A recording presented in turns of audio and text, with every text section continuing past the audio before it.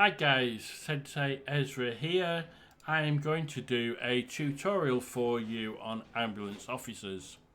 So, what can we use ambulance officers for?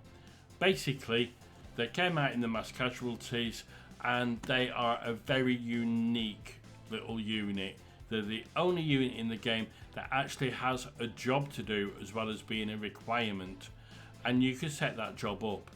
So, let's just show you the advantages, and it's a huge advantage, it really is. So you start getting bigger jobs like 30, 40, 50 casualties. This one's got 186 casualties. On an airport you can get a maximum of 220 casualties. That's the most in the game at the moment, and an airport job has a 30% chance of needing you to transport. So basically you're going to be having over 60 casualties that you've got to be transporting from this job. If you send an ambulance officer set up correctly, it will clear them for you. If you have a look at this job underneath, that's in green, it's got 17 patients. That had 200. If you notice, it just went down to 16 because the ambulance officer in there is actually at the bottom there with the mass casualty. You will need a mass casualty with a job with that requirement or a job with over 20 casualties. And if you notice, all these are being treated. Evelyn's been treated, she's waiting for transport. They're a little bit like the borrowers, the ambulance officers. They don't like to be seen, so basically he's hiding now. He won't do his job while we're in there, but if you look, we've got 16 jobs. When I go out, we've actually got 15 because he's just transported Evelyn. She's gone, look, because now Teddy's waiting to go, but they won't transport him because we can see him. We go back out and we're down to 13 because the ambulance officer is transporting them. So, where can you have ambulance officers? Well, pretty much any rescue place, really, almost. Ambulance stations, heart stations, and you can even have them in HRs. And there's my little test one, vehicle market. There you go, ambulance officer 25,500. It says you need a mass casualty extension, but you don't. Not in the HR, home response location, because you can't have extensions on a home response location, so you can just actually buy it in there. What you do need is ambulance officer training for the crew. It only takes one crew, but you need to have it trained. So you get that in the HRs. We'll go back up to the centre. We won't look in heart, it's just the same. We'll go into this ambulance station here because I know this one has got the expansion for mass casualty and you need that. So go into vehicle market and it's down here available to buy. If you go into one that hasn't got the mass casualty, it won't appear. So that's what we've got. Now we've got the ambulance officer in here. There she is there. Now basically what we've got to do is set that up now.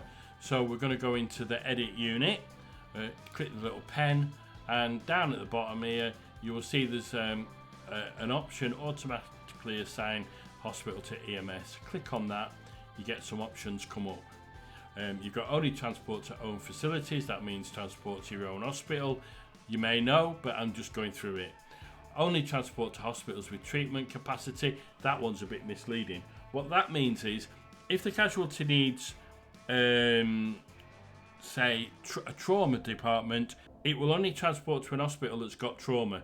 If there's no trauma available within the area that you specify, then it will leave the job for you to transport. I don't have either of them ticked, I just let it say send it to anywhere. I do believe it tries to send it to the one with the treatment capacity first, and then if it can't, it sends it to another one.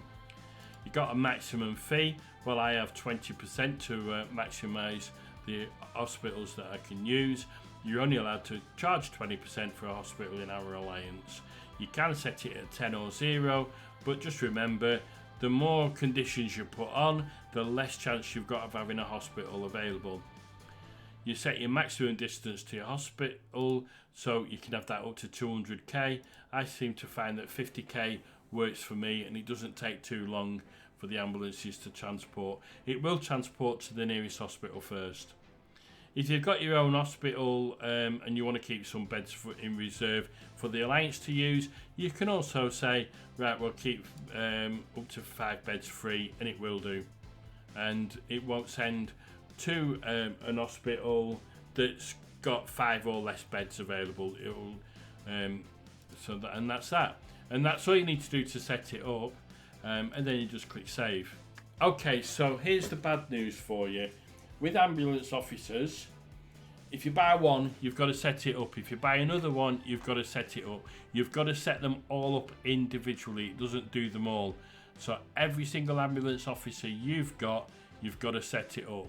But then, as you see, with that job that I was showing you before, there's only Layla left now to be transported, to be treated.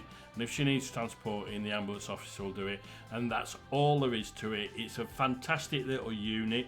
It's the most useful unit in the game, and I highly recommend you use it, because if you send 20 or 30 units to an Alliance job and you go offline and you haven't sent an ambulance officer, those people are going to start getting a little bit annoyed, because basically it takes a long time to clear the jobs off individually when they're not yours. Anyway, I hope that's been a good example for you, and if you've got any questions, ask them below, and please don't forget, like and subscribe.